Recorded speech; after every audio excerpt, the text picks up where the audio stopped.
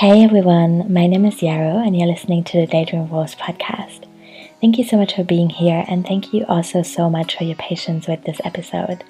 I needed a tiny break. I was back in Germany and then I had family come visit me, and then I meant to bring out one episode yesterday, but it was a pretty sad day in the UK with the election, and it's not that this has been resolved overnight. I am still pretty worried and sad and disappointed, and I'm just gonna allow myself to be with those feelings.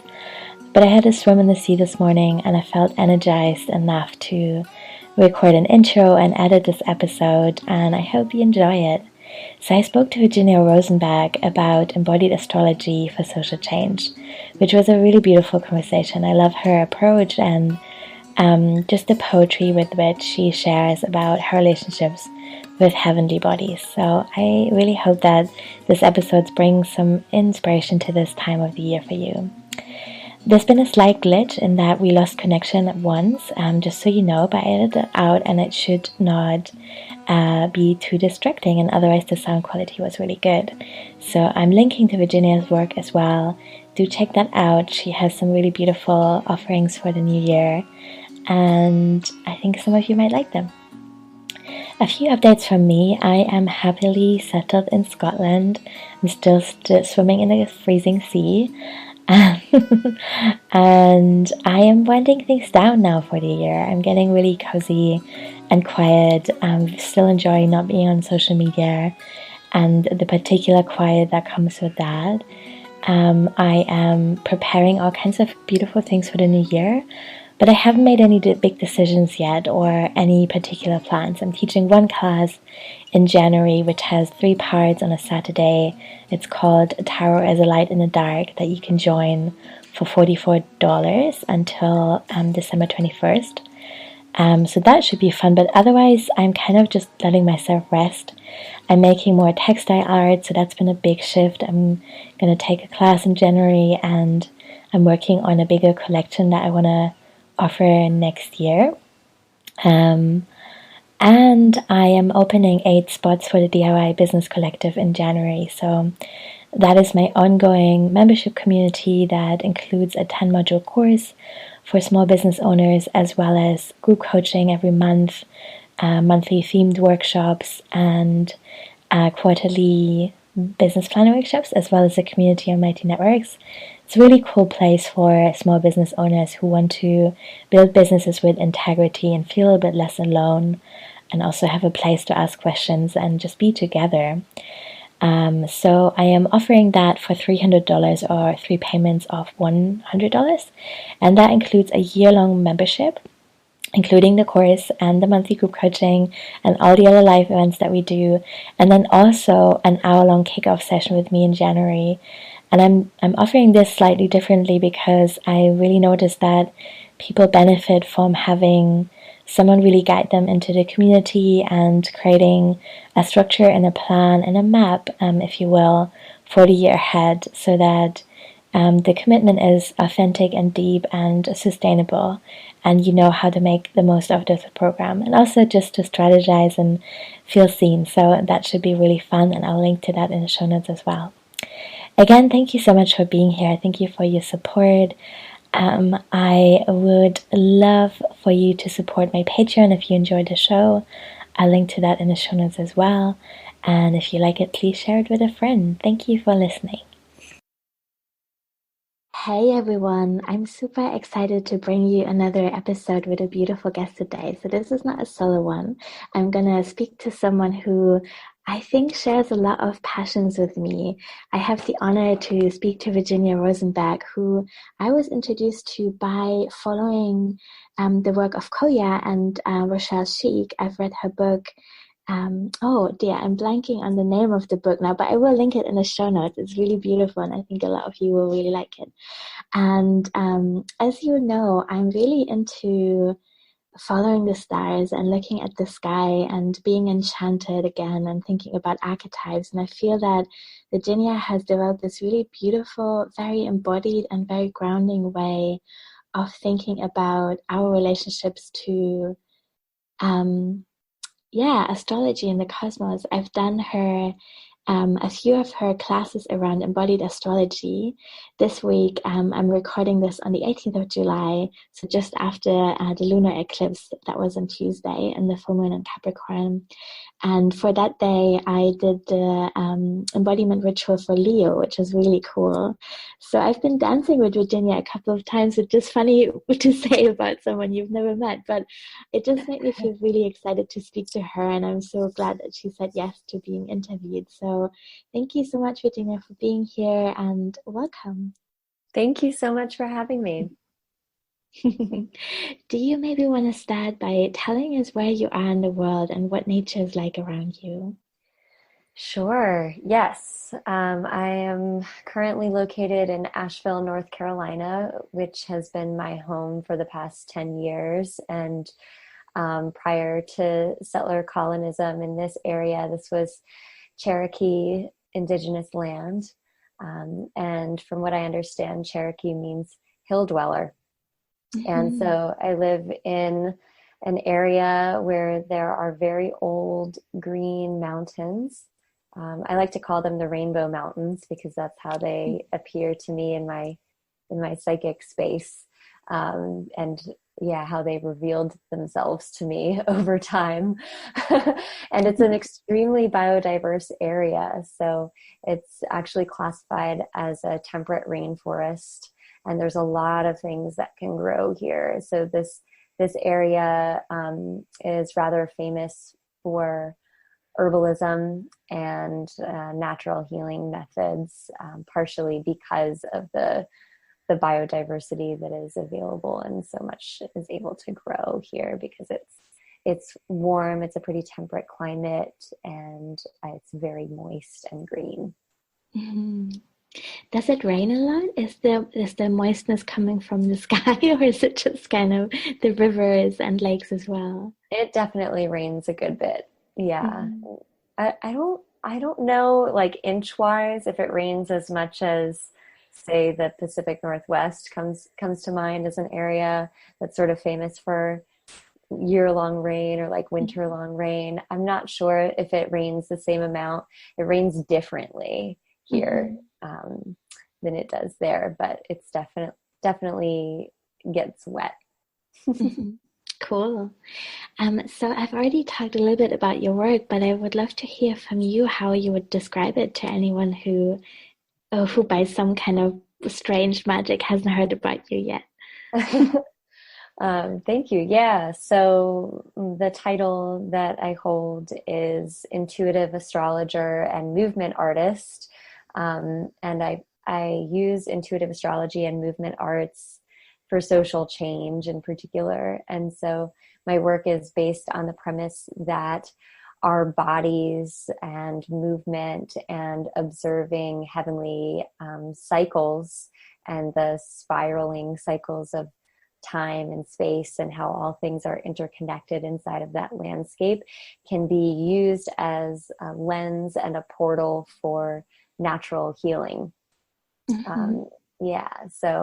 So I offer astrology through sessions one-on-one with people or with couples or families and entrepreneurs. But I also am a writer and do a lot of written channeling interpretations for current astrological energies. And I teach astrology too and hold workshops and classes for guidance and navigation based on the cycling cosmos. Mm-hmm. Yes, I really want to affirm that you're such a beautiful writer as well.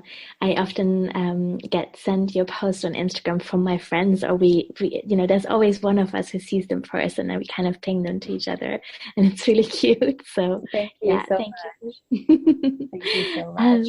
I really appreciate the readership and the sharing. Thank you. Thank you so much for writing them. I know that takes, you're putting so much energy into them. That's really beautiful. That all makes sense. Thank you for letting us know. So I'm wondering how you first got into that work. Were you always excited about the stars and movement, or is that something that came to you later in life? I have been a dancer my entire life, since I was a very little girl. And I studied dance formally from the age of 2. Wow. So Yeah, so I have a very long history of movement. My mom also would take me to a yoga class with her from a very young age. Um, my mom has always been interested in nature and natural methods of healing, nutrition, diet, movement, wellness. So she kind of was an amazing guide for me in that, and I absorbed a lot through osmosis from her. Um, and I've also always been interested since I was a child in nature and in the wisdom inside nature, and also in kind of like alternate philosophies, alternate sort of spiritual versus religious ways of being in the world and seeing the world. So from a young age, I did a lot of study on like Eastern philosophy practices, so Buddhism, Taoism, Hinduism, and I also was doing a lot of study and delving into paganism and sort of older world religious or ritual practices. I have a lot of memories of being a kid and doing candle magic and things like that with my best friend when we were like 8, you know. So this has always been a part of my life. Actually, I had a memory recently. There were these pine trees in my backyard that a boy in my neighborhood, Joseph, he and I used to go back and sit under the pines, and we would find the pine needles, and they're like stuck together at this convergent point. But if you pull them apart from one another, then sort of the bulb that sticks them together will remain on one of the needles and it won't remain on the other needles. So we used to use that for divination. So we would go back there and ask questions and pull apart these pine needles, and whichever, you know, we'd put like one answer in one hand, one answer in the other hand, and whichever one got that bulb that connected the two would be the answer. So this is very deep in my bones. That is so cool. I must remember that. It's a really beautiful practice. Will you maybe also share a little bit about your planetary constellation and what your own natal chart looks like? Yeah, so I have a lot of Gemini in my chart. um, I have 5 major heavenly bodies in Gemini, and yeah, some of them are square.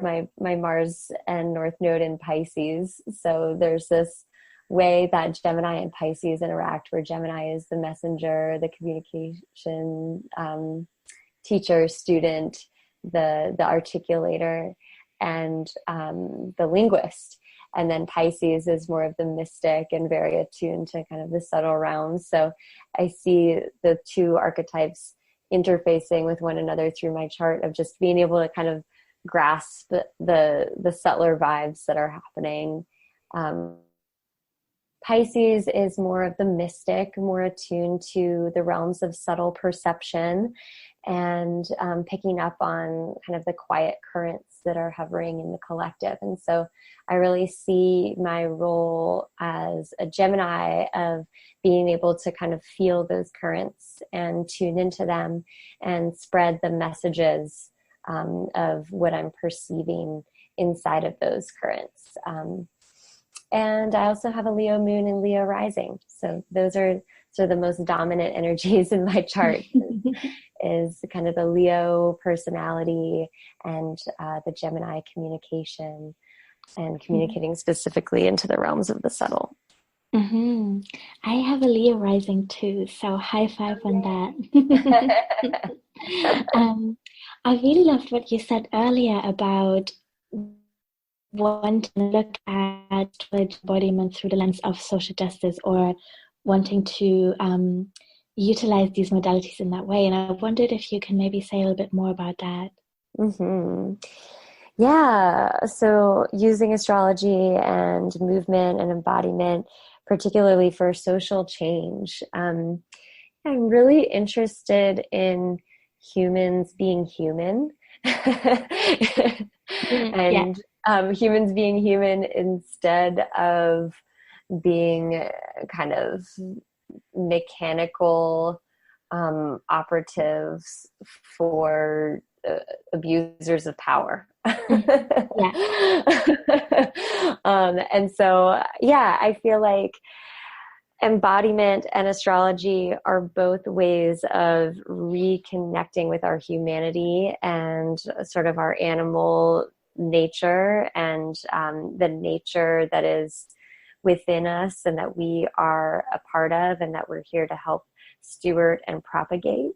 And that we have this wisdom that is free, that doesn't need us to, purchase or own anything outside of ourselves.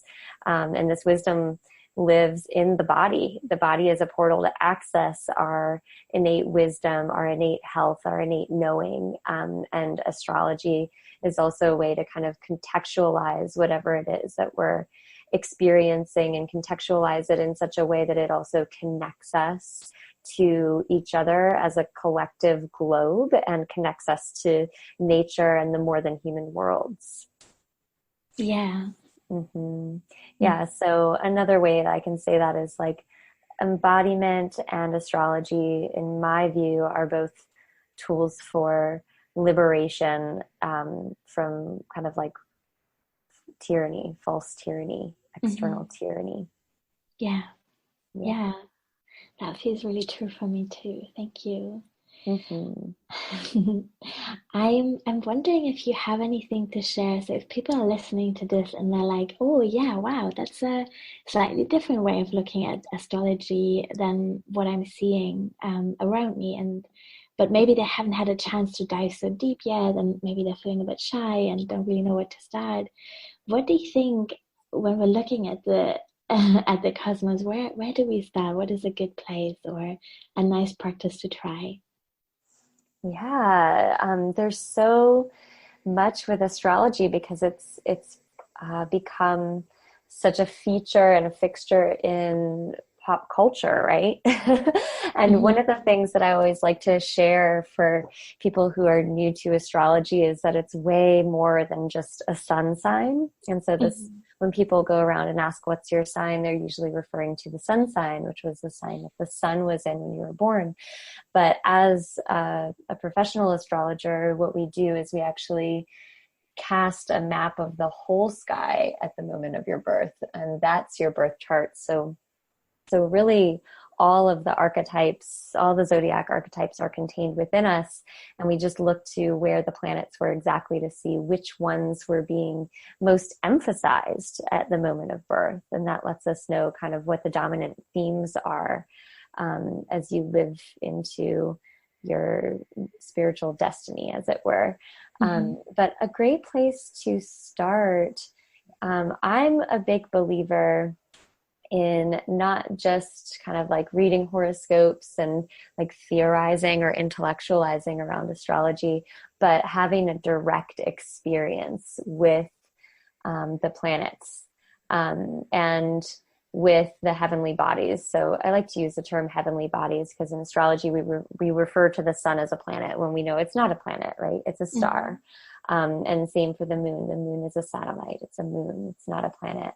But we just use the term planet for ease when we use astrological terminology.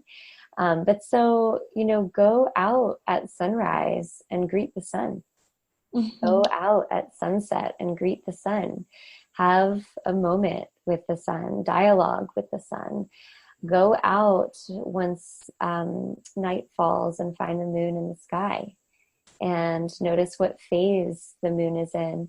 And just start to prioritize, like putting your attention on these beings. So astrologically speaking, we look at the sun and the moon, not just as like, lifeless rocks, but we observe them and consider them to be conscious beings in and of themselves, just like the earth is a conscious being in and of itself, that the earth is alive.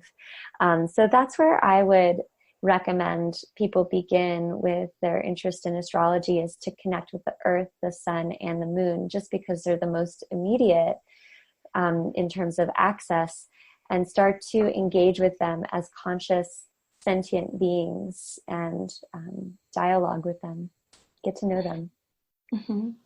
Yeah, that's such an exciting thing to do. And I love what you said about heavenly bodies. Yeah, that feels really beautiful. I have another question which I feel a little bit shy about. It feels like such a beginner's question, but I am also really just so excited and curious about what you think about it.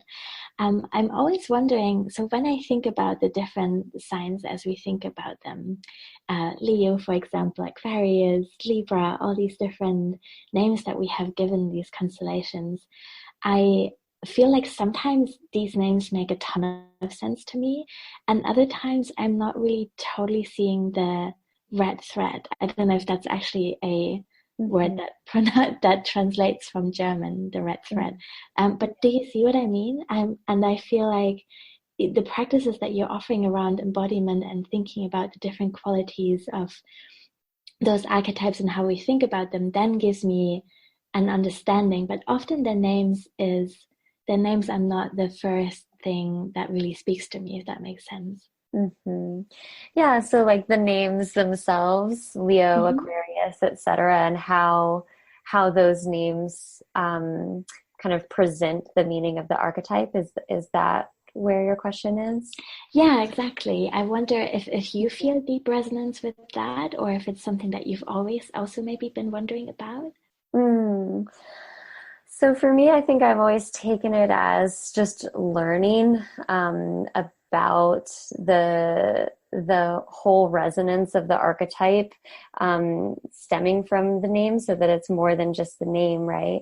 Mm-hmm. But I think a good place that might be helpful to look is the knowing of the names also correlate to an animal or an embodied archetype, if not an animal. So Virgo, for example, is the mythic archetype of the virgin, the woman who is whole unto herself, the priestess.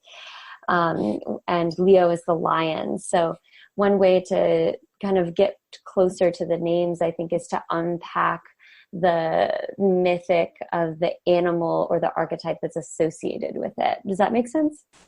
Oh, yes, that makes total sense. And there's actually so much exciting stuff to dig into there. I'm thinking about Greek mythology and the Yeah. stories that my grandparents told me, and those kind of embodied first ideas I had about certain concepts before anyone even told me about them in words. So, yeah, that makes a lot Yeah. of sense to me. Thank you. Yeah, exactly. And I'll give it a couple examples just to deepen that a little bit.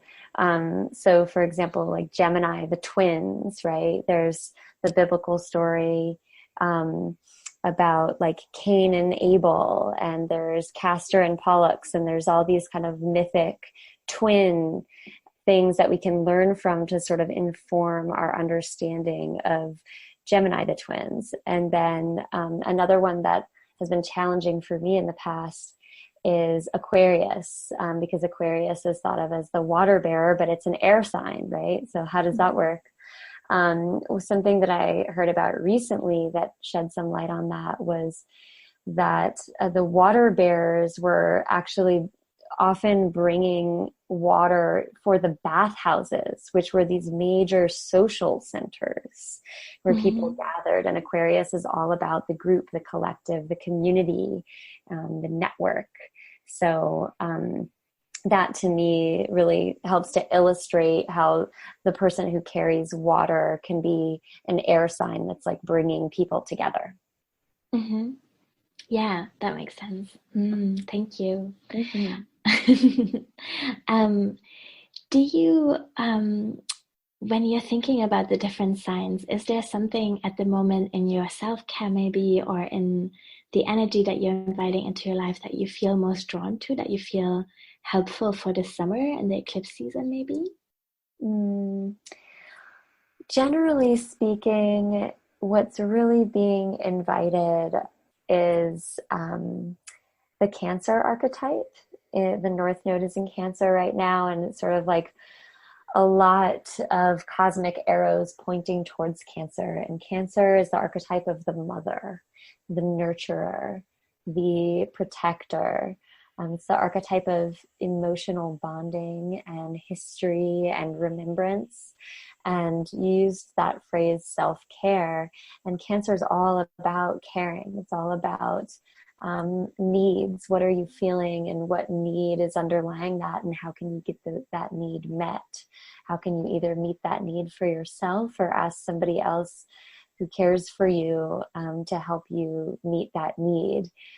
So I really feel a very strong inclination happening on a global level to just kind of take more care and really turn a focus on like softness and healing and nurturance, so that we can kind of dissolve the boundaries and the borders and the walls that we're feeling within our own psyche, or between ourselves and those that we love, or from nation to nation. It's like there's a lot of highlighting being placed right now, and emphasis being placed on controversy around border policies, and so I think that that's really shedding light on this Cancer archetype, which is about families, it's about mothers and children, and it's about kinship. And something that I heard recently that I'd like to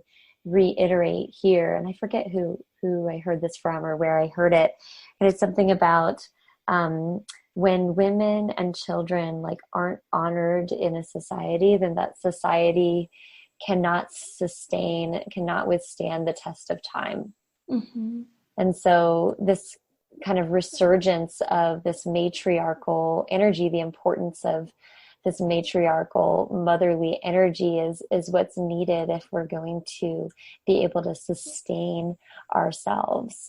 So really incorporating those motherly aspects into your life, however that looks, is being really emphasized at this time. Yeah, I feel that too. And I also feel like just hearing you talk just now, something in my body really relaxed and felt so comforted by this different, additional and beautiful way of looking at what we could also call political struggle, which has a very different flavor. And I think I just really appreciate so much in your work how you are able to name pain in this really clear and very strong way, and also really emotionally connect us to the healing that's possible in a very practical way. I'm not totally sure if I'm making sense here, but maybe I'll illustrate that in another way. Before our call, I was just reading the news, which I'm trying to do in a very intentional way. I'm trying to kind of open the news with the intention of learning something specific, or understanding what is currently happening, rather than just kind of drowning in the sorrow that is so easy to feel sometimes. Yeah. And there was something in particular about borders that was really touching me. And so I feel that I want to engage with this on multiple levels to really make sure it sinks into my psyche in a way that is empowering and that makes me feel like I have agency and a voice. And I feel that what you just described is really strengthening that as another way of looking at this. Does that make sense? Mm-hmm. Yeah, absolutely. I'm a big fan of Adrienne Marie Brown's work, and something that she points to is that our power really lies in the micro. It's like tiny revolutions, so, and I feel like that's what this Cancer archetype is really about. Like, how can we supremely care for what's right here, right in front of us, and not kind of overextend or reach beyond that in a way that dilutes our agency and our power? How can we just like nourish the bonds that we're closest to, even if they're super small? Like the micro is the macro. Yeah, that makes sense as well. I wonder if you can just tell us a little bit more about what readings with you are like. You were saying earlier that you are sometimes working with individuals and sometimes with families or couples or entrepreneurs, and I know every astrologer is so different and so unique, and I'm really excited to learn more and more about the different approaches and ways of doing this work. So I would love to hear from you, how you're approaching this. What does a session look like? Hmm. Yeah, every astrologer is so different. Isn't that wonderful? Yes. It's so amazing that astrology is a language. So just like there are no two English speakers or Spanish speakers that will speak the language the same way. Astrology really is like that. So each astrologer is an interpreter that can sort of capture their medicine and their worldview as they utilize this language, which is so neat. Big fan of how versatile this language is. Yeah, and so a reading with me is, like I said, I title as an intuitive astrologer.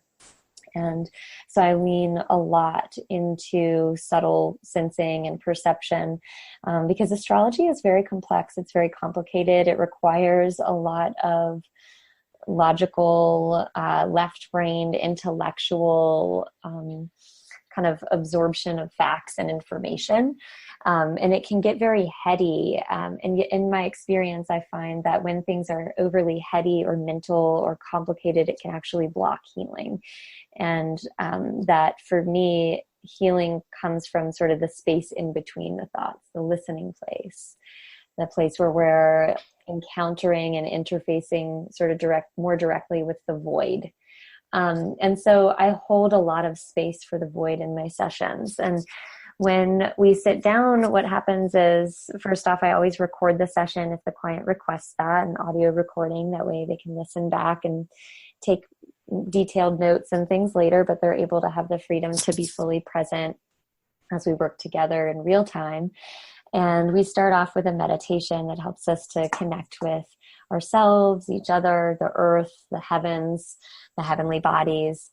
And then I ask the client to set an intention for our time. And the intention lets me know what we're going to focus on and what the client is bringing, what's on their heart, what they're querying about, what they're curious, where their curiosities lie.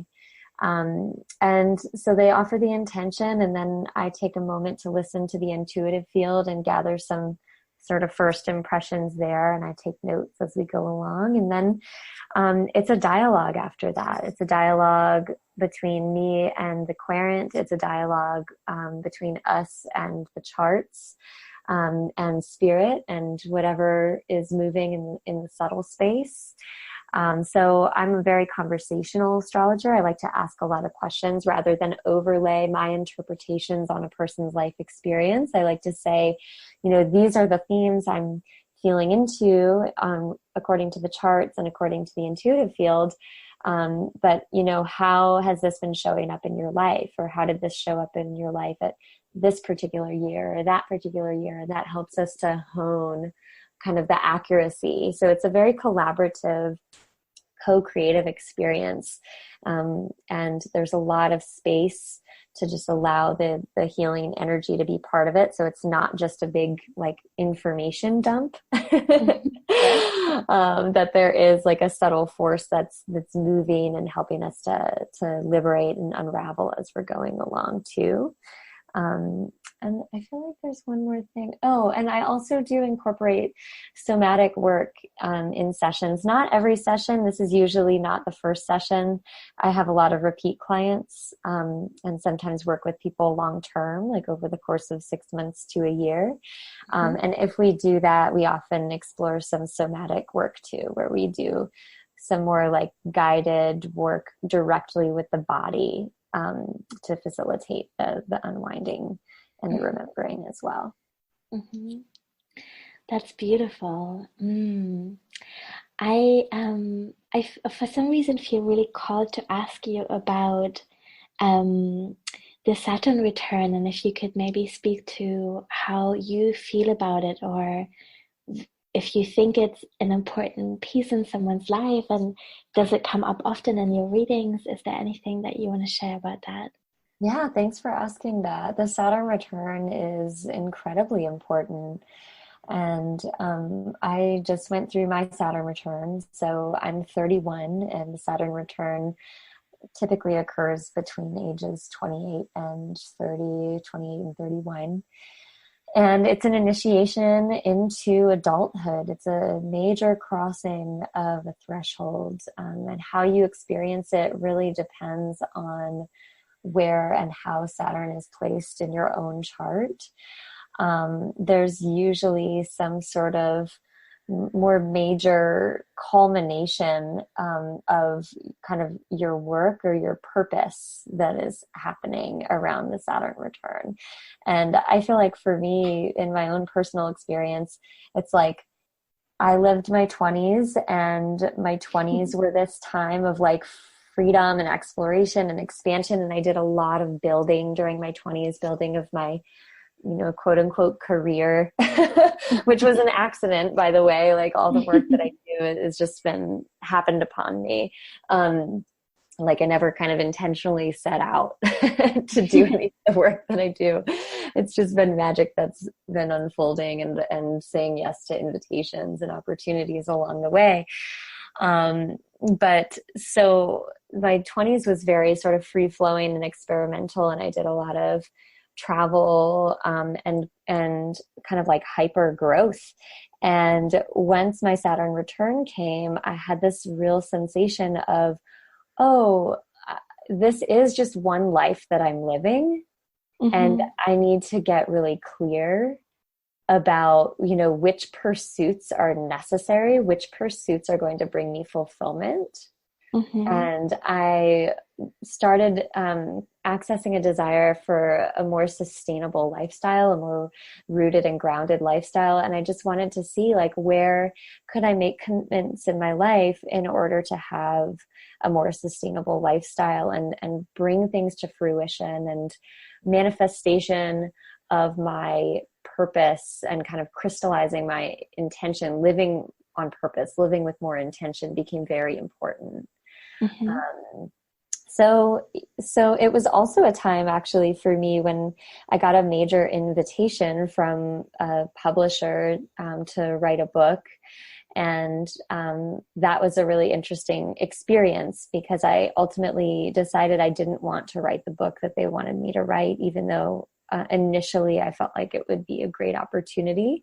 When I fell into it, for me, I realized like there's something wasn't a fit, something wasn't in alignment for me about it.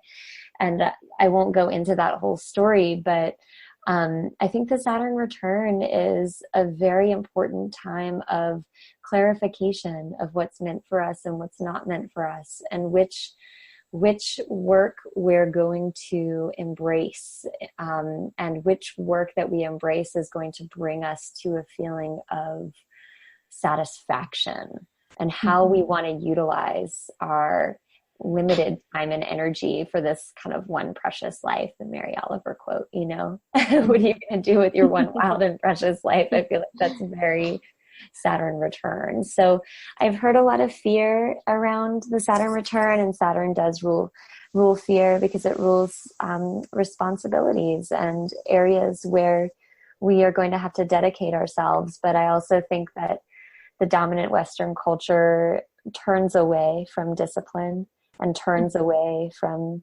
dedication. And, Saturn to me is really nothing to fear if you embrace dedication and kind of taking more responsibility and stepping into your authorship of how you want to be using the time and the energy in your life.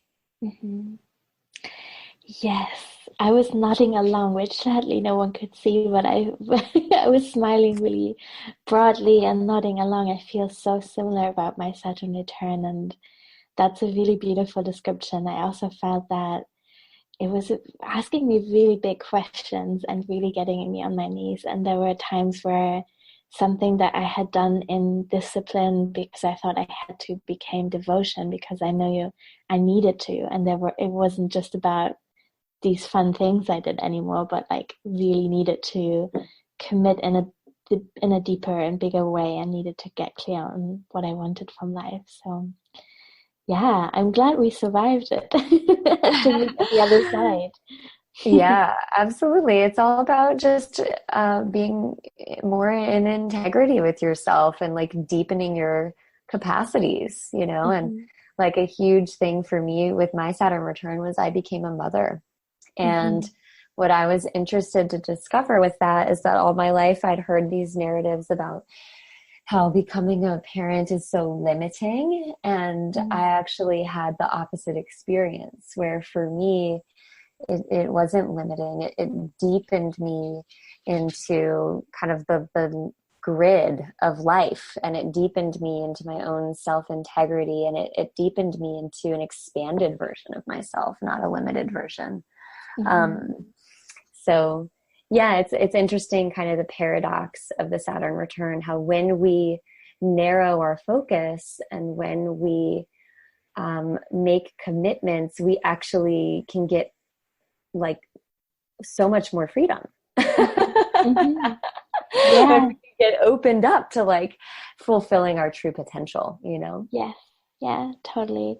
Yes, I think that's so interesting to think about what in Western culture we perceive as limitations and restrictions rather than commitments, or things that can actually be really beautiful containers for ways in which we can deepen things that we care about. So, yeah. Before we go, is there anything else that you want to share that you feel like you haven't said yet? Hmm. Let me tune in on that for a moment.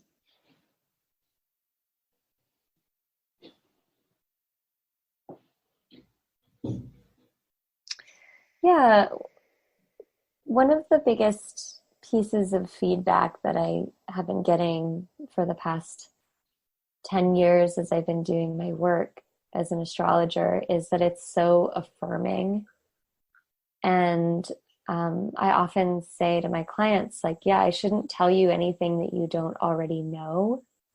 Like, my work is to just hold an anchor point and some reflections to like deepen the integrity of what you already know, Mm-hmm. and kind of help you remember that, you know, and kind of redirect the focus back there and to clear all of the noise, because there's so much noise in Mm-hmm. this world that we live in. There's so many distractions that are trying to remove us from ourselves intentionally, right? It's like, it's Mm-hmm. actually what I've come to discover in the past couple of years is like, it's actually illegal to be ourselves, like literally. Yeah. Yeah. Like Mm-hmm. in every possible way, almost, that we can truly be ourselves and in our power. It's those things are the things that are illegal. Mm-hmm. so so just to kind of highlight like the strength of the distraction, um, Mm-hmm. and that the value of embodiment and connecting to nature and the cosmos through the lens of astrology is, it just assists us in clearing that noise and returning us to what we already know and who we already are, and helping us to anchor into that and integrate into that more deeply. And just, you know, there's so much wisdom and medicine inside of each and every one of us. And that medicine wants to come forward. It wants to crystallize. It wants to be constellated here on the earth. And so there's a real need for your medicine and your truth, and for you to live in coherence and congruence with your medicine and your truth. Mm-hmm. Like, as we do that for ourselves, we do that in a way of affirming everyone and everything else that lives and breathes on this planet. So I see that happening. I see that we're being invited to deepen into living the truth of our medicine. And, we're doing that in relationship with what this planet needs at this time. And just a reminder that like we're not separate from this planet. We're not separate from nature. We're not separate from each other. We're not separate from the wisdom and the medicine that lives in our bones. And we're just here to be it, and that's all. Hmm. Yes, thank you so much. I'm really, really excited to share these words with everyone. So, yeah, thank you. Thank you. So where can people find you and what are you currently offering? Yeah, you can find me on my website, which is my name, virginiarosenberg.com, and that's BERG. Um, and you can also find me on Instagram at Virginia Rosenberg. I write a new moon and full moon forecast every month, and you'll see those posted on Instagram in short, and then linked through the bio to the full report, which always has a description for your sun and rising signs as well as the full description for the moon. As I said, I do offer sessions, and I do those in person in Asheville, but also online over Zoom or FaceTime or phone. So I have an international client base, and I've got an online scheduler where you can book yourself in instantly for a session if you'd like. And I'm currently teaching an astrology school called Sky Scholar, and it's the foundations of astrology 101 and 102 so that you can read a chart for yourself and for others. And I do believe I'll probably be doing another cohort next year, one or two cohorts. So you can sign up to get on the waiting list for that. We already have a bunch of people on the waiting list, and I only take like 22 people at a time per cohort. So all of those things, and I offer workshops that happen occasionally. Like we're doing an eclipse season workshop right now where we meet up for 3 live calls, and there's a global community that's staying connected and speaking about their eclipse season and process and experience. And it's really nourishing and fun.